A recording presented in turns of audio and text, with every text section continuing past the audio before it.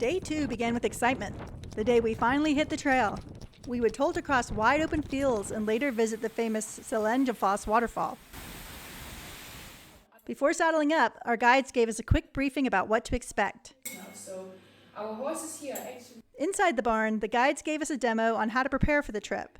Rolling up jackets to tie onto the saddle, packing the small saddlebags, and using a long rein so horses could graze during rest stops. On one side. And still put it through the ring that you open. Outside, our group started tacking up our first horses. Everyone had been fitted with rain gear, helmets, water bottles, and saddlebags, all provided by Eldhestar.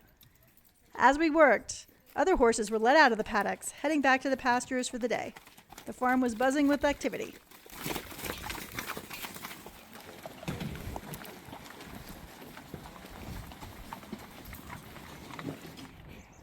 Everywhere I looked were Icelandic horses with thick flowing manes, the classic look that makes them so distinct.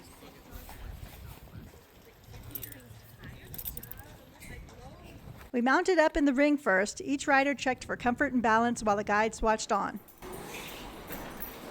Once everyone felt ready, we loaded our tack and gear into the trailer that would follow us for the week. Then we boarded a small shuttle to our starting point.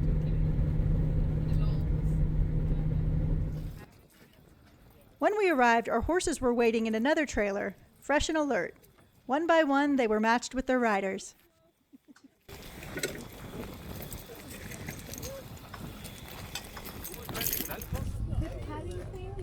We tacked up ourselves.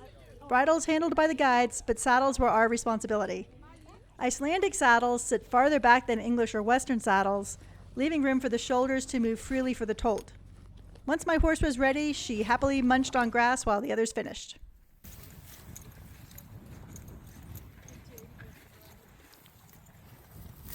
We set off along a short stretch of road.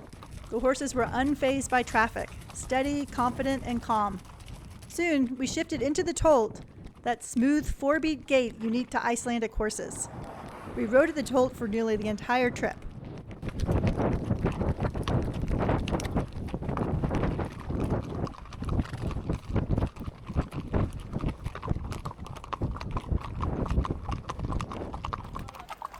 We turned onto quieter lanes, passing sheep and small guest houses before reaching the first of many river crossings.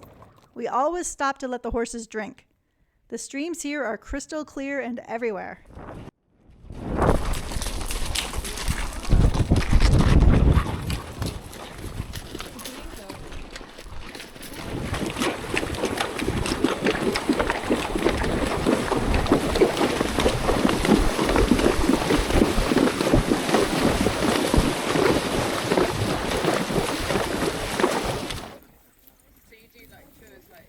Throughout the ride, we paused often to let the horses graze and rest. These breaks became a rhythm of the trip. Ride, rest, repeat, while the landscape unfolded in every single direction. And then we have horses to ride. But this color together with the black, for example, will it then either be black or that color?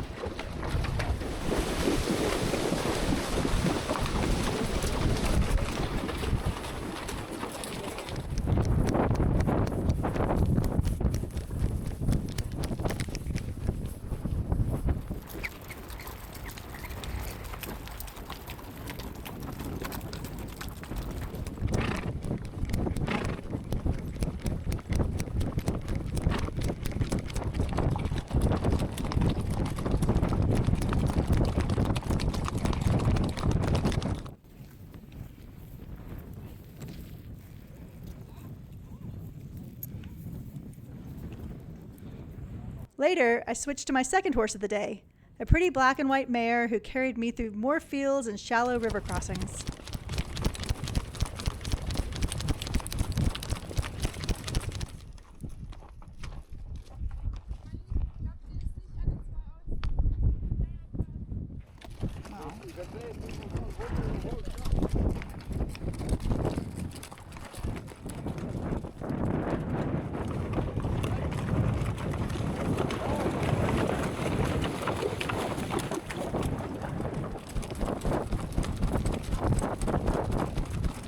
Our guides each led 2 spare horses alongside their own. The hand horses, tolting freely beside them, kept perfect stride, a sight I'll never forget.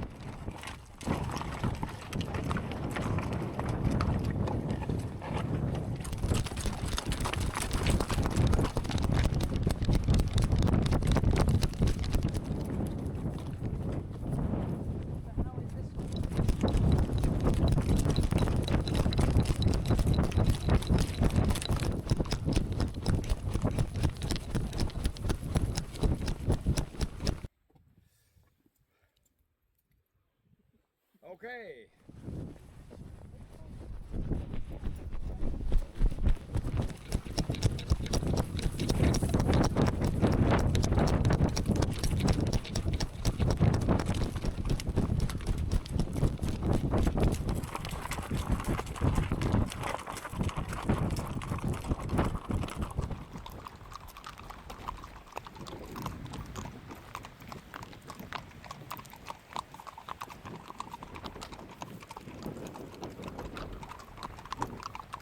We crossed a long bridge over a river, then followed a road briefly before finding another path.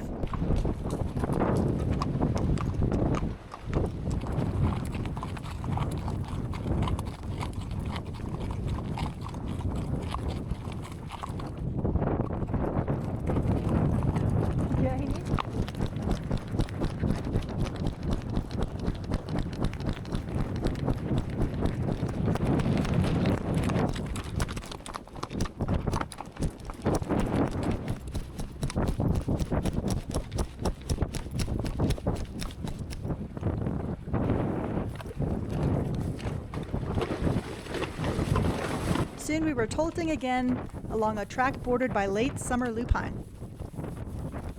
The flowers had faded by now, but I included a clip of how brilliant these fields look in early summer, purple stretching as far as the eye can see.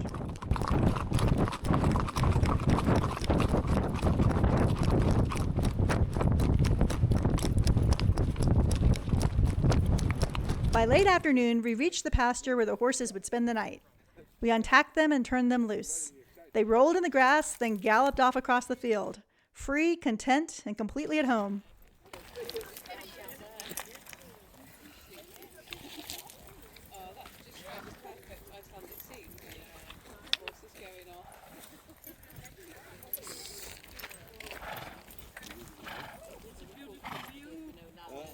How was the horse?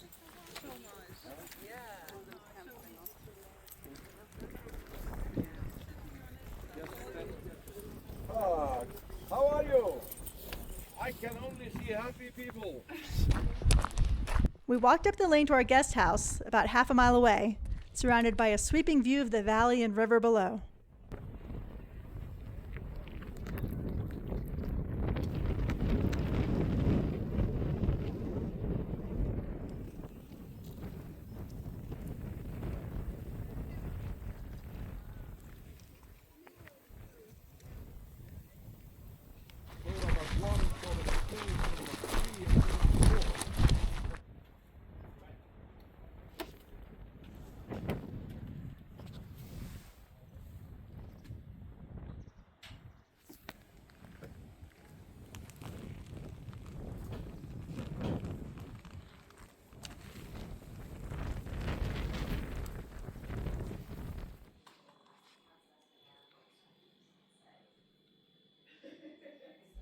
The rooms were shared, 2 people each, with communal bathrooms and hot showers that felt amazing after a full day in the saddle.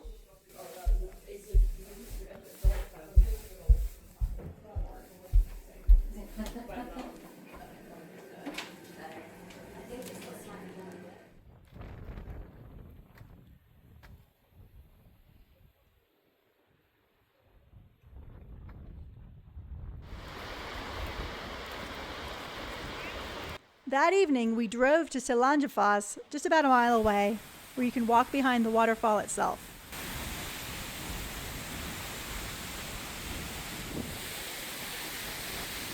Later, back at the guest house, Eldhestar served dinner, and we relaxed on the deck with a glass of beer or wine, which you can record through the honor system and pay up when the trip is over. We were already feeling part of Iceland's rhythm.